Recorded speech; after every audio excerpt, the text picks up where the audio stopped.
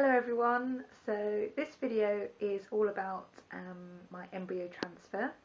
I am now 2 days post a 5-day transfer. I think that's right. It was a 5-day-old embryo, so a blastocyst that we had transferred 2 days ago. So that was Thursday, today is Saturday. The appointment that we had for the transfer wasn't until 3:45, so both of us went to work in the morning, which was quite good really, because I was feeling so nervous, so I was quite glad to have something to take my mind off things. So the morning went really quick, thankfully. I had my phone attached to me all morning, which is quite hard at my work, waiting for the clinic to ring with the results of the thawing. And they didn't ring, and then as I was driving home, so the one time that I couldn't answer my phone, they rang, so I had to try and pull over and give them a call back. We had 3 frozen embryos, and when they rang they said that they'd thawed the first one, but it was only 50% viable, I think she said, or less than 50%, and they needed to be more than 50% to consider transferring it. So they thawed a second embryo, and at the time that they rang they said that that was looking more like a 75% viable embryo. So that was good to hear. So there's still one in the freezer. So we got home, had some lunch, and then set off to our clinic, which is about an hour's drive away, so my husband drove. And I've had 2 embryo transfers before, and both times I've drunk so much water and it's just so uncomfortable. Any of you that have been through it will know. And then they press on your stomach with the ultrasound thing, and it's just, the last time I had one done, I was in tears because I couldn't take it. I thought I was going to just wet myself. And it was just so awkward, and in the end I think they let me up, and I had to let a little bit out, which is so hard when you're like really desperate for the loo. So this time I left it later before I started drinking the water, and I didn't drink as much, so I kind of felt like I needed to go to the toilet, but not absolutely busting. I was a little bit worried that it might not be enough though. So then we got called to go in, and they were bang on time really. When we've been before, we've sometimes had to wait a little bit, but they were on time, and there was 2 lovely ladies this time. Last time we had men, so we had a nurse and a sonographer, and then a female embryologist who came from the lab that's in an adjoining room. So they checked my bladder straight away. They said, oh, it's not looking very full, but then when they sort of shifted me down the bed a little bit to get me in the right position, that seemed to kind of alter things, and all of a sudden they said it looked fine, so I was pleased about that. So then the embryologist came into the room from the lab, and anyone who's had an embryo transfer before will know that they just are continually checking your name, date of birth, address, anything about you, just to make sure everything's alright, so that's quite reassuring really. And she explained to us about what the embryo was looking like.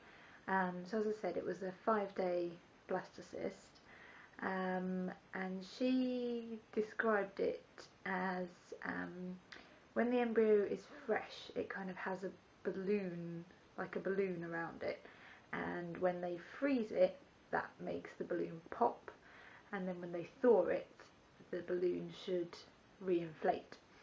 So I found that quite a useful image to think about, and she said that the only thing that they were concerned about, well, not really concerned, but the only thing they'd noticed was that the balloon hadn't really fully inflated again. So but she said you know, that doesn't necessarily mean that it won't work. She said once it's back in your body, that can sort of kickstart things, and it can continue developing from there. So, you know, we were there, we were ready for it, and so we just said, well, you know, we've got to go for it and see what happens. They had asked us on the phone what we wanted to do, whether we wanted to transfer 1 or 2 embryos. If you've watched my first video, you'll know that our history is that we sadly lost twins at 21 weeks from our last IVF cycle, and as a result of that we've been strongly advised to just transfer 1 embryo this time. The embryologist did of course say that even if they transfer 1, there is still that chance that the egg could split and it could still be twins, but you know, if that happens, then that happens and we would deal with it. So we were adamant that we just wanted 1 transferred. So they got on with the transfer. It was relatively easy. If you haven't had a transfer before, it's kind of like a smear test, but it just lasts for longer. It felt like ages that they were sat there waiting for the embryologist to come through with the catheter once they got me all ready. But I could see the screen really well for the ultrasound. Unfortunately, my husband was kind of sat behind me to the side, so I don't think he could see it, but I could, and they pointed out what was going on, and I could see the catheter go in, and I could see the little burst as they inserted the embryo. So that was quite cool. I don't remember if I saw that on the last transfer that we had, so that was nice to see. And then you have to wait, I think they wait 30 seconds before they pull the catheter out, I think.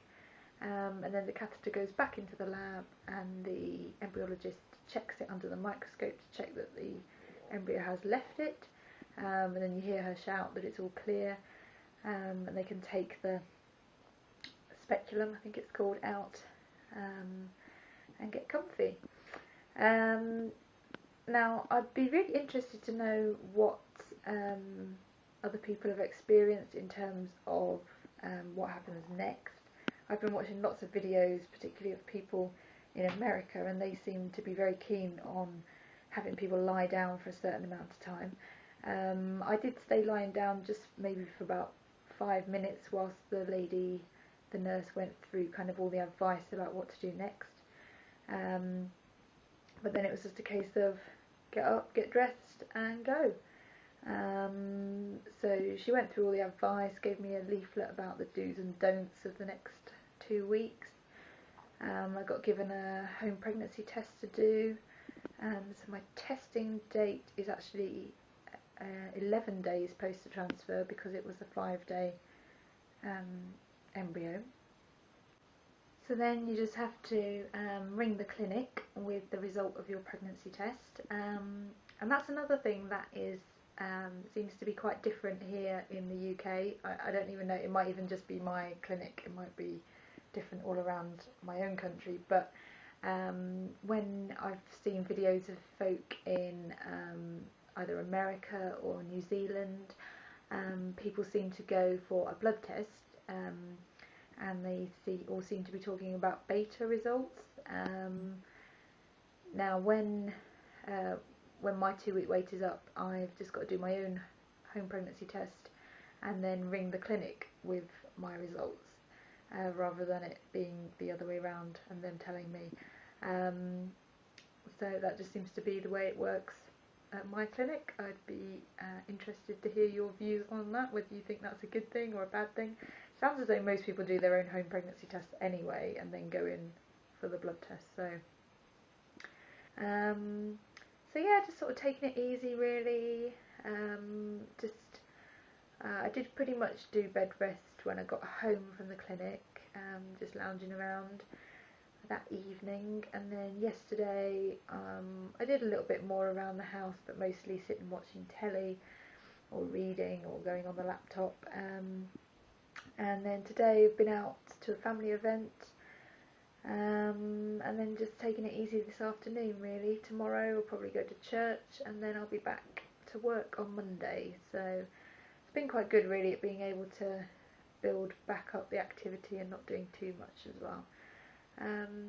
So I'm hoping that this next week goes really quickly, and I'll keep you all updated and let you know how it goes. Okay, bye for now.